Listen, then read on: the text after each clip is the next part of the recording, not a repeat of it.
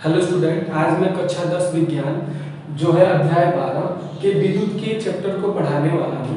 इसके वीडियोज को मैं पार्ट वाइज बनाऊंगा। आप चाहें तो इसे चैनल के प्लेलिस्ट में जाकर और देख सकते हैं। और सबसे पहले मैं विद्युत के बारे में बता दूं। विद्युत हमारे इस दैनिक जीवन में इतना भूमिका निभा रही है कि कोई भी कार्य बिना विद्युत का नहीं होने वाला। एज लाइक कि जैसे आप देख सकते हैं, मैं यहाँ वीडियोस बना रहा हूँ और आपके पास पहुँच रहा है। इसमें विद्युत की अहम भूमिका रही है। यदि मेरा फ़ोन, मेरा कैमरा यदि चार्ज ना होता तो आपके पास पहुँच नहीं पाता। आपका जो फ़ोन है वो चार्ज नहीं हो पाता, और जैसे चार्ज नहीं हो पाता तो फिर आप वीडियोज को नहीं देख पाते। इस प्रकार करके आप दैनिक जीवन में और भी विद्युत के कार्यों को देख सकते हैं, जैसे कि इमरजेंसी को जलाना, जैसे और कहीं मोटर जलाना, चाहे कोई भी कार्य को। इसके बिना कोई भी कार्य संभव नहीं है जो कि इस समय आप इस समय की दुनिया में कर रहे हैं। तो चलते हैं चैप्टर पे और मैं आपको बता दूं कि इस अध्याय में हमें पढ़ना क्या है। सबसे पहले विद्युत परिपथ, उसके बाद पढ़ना विभव विभवांतर, ओम का नियम। इसके बाद आपको इसकी कुछ अनुप्रयोगों को पढ़ लेना है। उसके बाद विद्युत के प्रतिरोध को, उसके बाद प्रतिरोधों को जोड़ना श्रेणी क्रम में चाहे समांतर क्रम में। उसके बाद फिर शक्ति को पढ़ना है और उसके बाद जाके आपको ये तक जानकारी हो जाएगी कि आपका जो पंखा चल रहा है डेली में कितना यूनिट बिजली खर्च हो रहा है और कितना रुपया आपके घर में लग रहा है। और इसके बाद अपने मम्मी पापा के साथ बैठ के और अपने घर के जो कमर्शियल हो चाहे घर वाले जो बिजली है उनको पैसे में गिन सकते हैं। इस प्रकार करके मैं आपको बता दूं सबसे पहले कि मैं आपके घर का एक वायर निकाल के और यहाँ पे फिट कर दिया हूँ। समझिए इस बात को आप। सबसे पहले मैं यहाँ पे एक सेल जोड़ा हुआ हूँ और इस सेल का ये प्लस पॉइंट है, ये माइनस पॉइंट है, और इसको मैं एक स्विच के द्वारा और साथ में एक बल्ब जोड़ के मैं इसको एक परिपथ बना दिया हूँ। परिपथ मतलब होता है, पथ मतलब होता है रास्ता। परिपथ में बना दिया हूँ और इसके बाद इसमें सभी को मैं जोड़ दिया। जैसे मैं इस स्विच को ऑन करूंगा बल्ब क्या हो जाएगा, जलना प्रारंभ हो जाएगा। इसका मतलब ये है कि जो इसका परिपथ है वह पूर्ण हो चुका है। तो विद्युत परिपथ कहते किसे हैं। अब यदि मैं क्या करूं कि इस बल्ब के स्विच को बंद कर दूं तो बल्ब क्या हो जाएगा, बंद हो जाएगा। या मैं क्या करूं, बल्ब को निकाल दूं तो फिर भी बल्ब नहीं जलेगा। या मैं इस सेल को निकाल दूं फिर भी बल्ब नहीं जलेगा। इसका मतलब ये है कि इसमें से यदि किसी एक भी वस्तु को या तार को भी कहीं काट दिया जाए तो बल्ब नहीं जलेगा। यानी कि इसमें से किसी एक भी वस्तु को यदि मैं निकाल दूंगा तो फिर बल्ब जलना बंद हो जाएगा। यानी कि परिपथ क्या हो जाएगा, अपूर्ण हो जाएगा। फिर विद्युत परिपथ कहते किसे हैं, तो किसी विद्युत धारा के बंद या सतत पथ को विद्युत परिपथ कहते हैं। बंद भी होना चाहिए और सतत, यानी कि एक के बाद एक लाइन में जुड़े भी होने चाहिए। ऐसा ना हो कि कहीं तार कटा हो या कहीं पे स्विच न लगा हो, चाहे क्या हो कहीं बैटरी न लगी हो। यानी कि जब बंद भी रहेगा और सतत रहेगा, हर समय जुड़ा रहेगा, तभी वह क्या होगा, विद्युत परिपथ होगा। फिर आपके मन में एक क्वेश्चन उठ रहा होगा कि विद्युत धारा क्या होती है। तो विद्युत धारा कहते किसे हैं कि एज लाइक कि विद्युत आवेश के प्रवाह के दर को विद्युत धारा कहते हैं। अब विद्युत आवेश के प्रवाह जब होगा, मतलब कि इस बैटरी से यदि आवेश निकल रहा है और इस स्विच से होते हुए यदि बल्ब तक जाएगा तब कहेंगे विद्युत आवेश का प्रवाह हुआ है। और यह कितना देर में हुआ है, इसके समय अंतराल कितना है, उसी को कहते हैं विद्युत धारा। यानी कि विद्युत आवेश के प्रवाह के दर को विद्युत धारा कहते हैं। फिर विद्युत आवेश क्या होता है, इसको हमें समझ लेना चाहिए। आपको पता है कि आवेश जो होता है इलेक्ट्रॉन पे होता है। ऐसा है कि एक इलेक्ट्रॉन पर आवेश जो होता है 1.6 × 10⁻⁻19 कूलम होता है। फिर इस बैटरी में कहां से आवेश आया, तो होता क्या है कि जो आवेश इस बैटरी में है वह इलेक्ट्रॉन के कारण ही है। जो विद्युत आवेश का प्रवाह होता है इस बैटरी से, यह होता है प्लस से ऋणात्मक की ओर। लेकिन हम यहाँ पे देख रहे हैं कि जो इसमें इलेक्ट्रॉन है उसका प्रवाह इस ऋण की तरफ से, यानी कि आवेश के प्रवाह के विपरीत दिशा में होता है। यानी कि इलेक्ट्रॉन का जो प्रवाह होगा इस तरफ से होगा और आवेश का जो चार्ज का प्रवाह होगा वह किस तरफ से होगा, इस तरफ से होगा। यानी कि इलेक्ट्रॉन का जो प्रवाह होता है वह आवेश के प्रवाह के विपरीत दिशा में होता है। अब यह ऐसा क्यों होता है, क्योंकि जब इलेक्ट्रॉन की खोज की गई थी तो इसके प्रवाह को इस तरह से दिखाया गया था, और जब चार्ज की खोज हुई तो इसका प्रवाह धन से ऋण की ओर हो गया था। और इस प्रकार से करके इलेक्ट्रॉन पे जो चार्ज होते हैं 1.6 × 10⁻⁻⁹ कूलाम होते हैं, और जो प्रोटॉन पे चार्ज होते हैं वो प्लस होते हैं, पॉजिटिव होते हैं, 1.6 × 10⁻⁻⁹ कूलाम होते हैं। फिर विद्युत धारा की जो दिशा है वो आप देखिएगा प्लस से ऋण की ओर होती है। इस बात का मैं साफ साफ अर्थ बताऊं तो यदि विद्युत आवेश इस तरफ से चलेगा तो इलेक्ट्रॉन की जो प्रवाह होगी वह इस तरफ से होगी। यदि विद्युत आवेश जो है आपका इस तरफ से चलना प्रारंभ करेगा तो इसके विपरीत दिशा में इलेक्ट्रॉन प्रवाहित होगी। यानी कि ये दोनों एक दूसरे के पक्के दुश्मन इंसान हैं। यदि विद्युत का प्रवाह इस तरह होना है तो इलेक्ट्रॉन कन्फर्म है कि इधर ही जाएगा। ऐसा कि जैसे कुछ लोग नहीं होते हैं जिनको आप कह दीजिए उठिए तो वो पता है क्या करेंगे, बैठ जाएंगे। आप कहिए बैठिए तो क्या करेंगे, उठ जाएंगे। सेम सिचुएशन इन दोनों की है। एक यदि दाएं जाएगा तो दूसरे को बाएं जाना ही है, चाहे उसको काम हो चाहे न हो। इस प्रकार से करके एक क्वेश्चन आपसे पूछा जाता है कि 1 कूलम आवेश के लिए कितने इलेक्ट्रॉन की आवश्यकता होगी।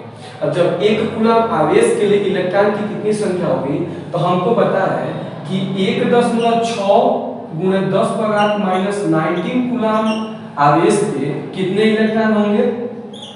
आवेश पर इलेक्ट्रॉन बराबर 1 इलेक्ट्रॉन होंगे। अब यदि 1 कूलम आवेश पर इलेक्ट्रॉन की संख्या कितनी हो जाएगी, 1 कूलम आवेश पर इलेक्ट्रॉन की संख्या बराबर 1/1.6 × 10⁻⁻⁻।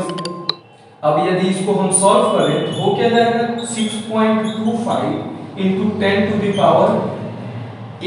और इसको हम क्या कर सकते हैं, लिख सकते हैं 6 × 10⁻18, यानी कि 1 कूलम आवेश पर 6 × 10⁻18 इलेक्ट्रॉन की संख्या होगी। इस प्रकार से करके ये क्वेश्चंस तो दिए हुए हैं, मैं 1 या 2 या कुछ क्वेश्चंस बता दूंगा, लेकिन इस विद्युत के चैप्टर में इतने ज्यादा क्वेश्चंस हैं जिसके लिए मैं यदि एक अलग से वीडियो बनाऊं तो वो भी एक वीडियो ऑलमोस्ट आधा या 40 मिनट का हो जाएगा। इसलिए यदि आप वीडियोस देखना चाहते हैं तो कमेंट कर सकते हैं, मैं वीडियोस को बना दूंगा। लेकिन 100 से कम कमेंट आएगा तो मैं वीडियोस को नहीं बनाऊंगा। जरा सब्र करो। आपको क्या लगा कि विद्युत धारा खत्म हो चुका है? अभी तो हमने केवल विद्युत धारा का परिभाषा पढ़ा है, अभी विद्युत धारा का पूरा फिल्म बाकी है। और यह एक ऐसा फिल्म है जिसको देखने के बाद आपको क्लास 10th में अच्छा नंबर भी आ सकता है। तो हमने पढ़ा हुआ कि विद्युत धारा आवेश के प्रवाह के दर को विद्युत धारा कहते हैं। यदि विद्युत धारा को I से, आवेश को Q से और समय को T से लिखा है तो I = Q/T एक फार्मूला होता है। अब जब कभी भी आपको विद्युत धारा पूछेगा और आवेश और समय दिया रहेगा तो इसी फार्मूला का यूज करेंगे। और इस फार्मूला को यूज करने के बाद इसका SI मात्रक देख लेते हैं। विद्युत धारा का SI मात्रक क्या होता है। यदि आवेश का SI मात्रक C, समय का SI मात्रक S हो तो C/S लिखते हैं, और इसका विद्युत धारा का SI मात्रक एम्पियर हो जाता है, जो एक फ्रांसीसी वैज्ञानिक आंद्रे मैरी एम्पियर के नाम पे रखा गया था। इसके बाद इसके कुछ अन्य छोटे छोटे मात्रक भी आते हैं। एम्पियर के बाद छोटे मात्रकों में मिली एम्पियर आता है, जिससे MA लिखा जाता है। अब 1 मिली एम्पियर बराबर 10⁻³ एम्पियर होता है। और उसके बाद दूसरे नंबर पे आ जाता है माइक्रो एम्पियर, जिसे माइक्रो एम्पियर लिखा जाता है। ये होता है 10⁻⁶ एम्पियर, यानी कि 1 एम्पियर में 10⁻⁶ माइक्रो एम्पियर होता है।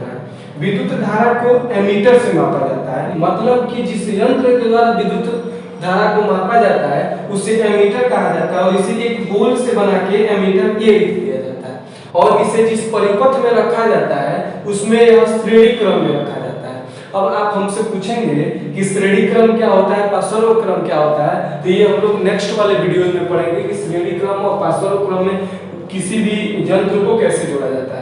अब परिपथ तो इसके पहले तो भी मैंने आपको बता ही चुका है। तो अब हम लोग का 2 टॉपिक्स कंफर्म हो चुका है, एक विद्युत धारा और एक विद्युत परिपथ। और एक फार्मूला भी हमने पढ़ चुका है, क्या, I = Q/T। और इस फार्मूले को अब आपको भूलना नहीं है, जब कभी भी इस फार्मूला का यूज होगा हम लोग यूज करेंगे। इस फार्मूला पे चलते एक क्वेश्चन को हल कर लेंगे। अब आपके बुक में विद्युत धारा से संबंधित एक प्रश्न दिया हुआ है जिसको हम हल कर लेते हैं। प्रश्न को हल करने से पहले सबसे पहले इसे अच्छे से पढ़ लेते हैं, उसके बाद जो दिया रहता है उसे लिख लेते हैं और फिर फार्मूला लगा के बना दिया जाता है। जैसे है किसी विद्युत बल्ब के तंतु में से 0.5 एम्पियर की विद्युत धारा 10 मिनट तक प्रवाहित होती है। विद्युत परिपथ में प्रवाहित विद्युत आवेश का परिणाम ज्ञात कीजिए, यानी कि विद्युत आवेश Q को पूछा हुआ है। तो हम सबसे पहले जो दिया हुआ है उसको लिख लेते हैं। दिया हुआ है कि एक विद्युत बल्ब के तंतु में से 0.5 एम्पियर की विद्युत धारा प्रवाहित होती है, यानी कि हमारे सामने विद्युत धारा दिया हुआ है। विद्युत धारा I = 0.5 एम्पियर। जो विद्युत धारा होता है वह एम्पियर में ही होता है, इसमें हमें कुछ चेंजिंग नहीं करना है। उसके बाद जो समय दिया हुआ है, समय t = दिया हुआ है 10 मिनट। अब आपको तो पता ही है कि जो समय हम लोग लिखते हैं वह किस में लेते हैं, सेकंड में लेते हैं। तो यह मिनट में दिया हुआ है तो इसे सेकंड में चेंज करेंगे। अब 1 मिनट बराबर 60 सेकंड और यहाँ पे 10 मिनट दिया हुआ है तो क्या हो जाएगा, 600 सेकंड हो जाएगा इसका समय।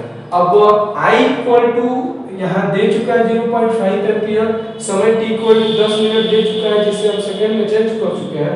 अब Q हमसे क्या किया है, पूछा हुआ है, तो Q = क्वेश्चन का फार्मूला तो पता ही है, I = Q/T होता है। यदि हम इसे चेंज करें तो क्या हो जाएगा, Q = क्रॉस मल्टीप्लाई कराने पे IT हो जाएगा। अब जो हमसे Q पूछा हुआ है उसको क्या करते हैं, ज्ञात कर लेते हैं। तो Q बराबर क्या हो जाएगा, अब I की जगह पे 0.5 × 600। अब 0.5 × 600 को जब मल्टीप्लाई कराएंगे तो क्या हो जाएगा, 1010 30 दशमलव लगा देंगे एक अंक बाद, तो एक अंक बाद यहाँ दशमलव लगा देंगे तो Q = क्या हो जाएगा, 300 कूलाम इसका विद्युत आवेश हो जाएगा। इस प्रकार से करके सभी प्रश्नों को हम लोग क्या कर लेते हैं, हल कर लेते हैं। मैं आपको बस यही एक प्रश्न हल करके दिखा रहा हूँ। यदि आपका कमेंट्स अच्छे से आएगा तो फिर मैं एक अलग से वीडियो बना दूंगा इस सभी प्रश्न का। और इस विद्युत में जितने भी प्रश्न हैं, चाहे वो न्यूमेरिकल हो चाहे कोई भी किसी भी प्रकार का प्रश्न हो, बड़े इंपॉर्टेंट प्रश्न है। तो आप जल्दी जल्दी कमेंट करें जिससे कि मैं वीडियोज को बनाऊं।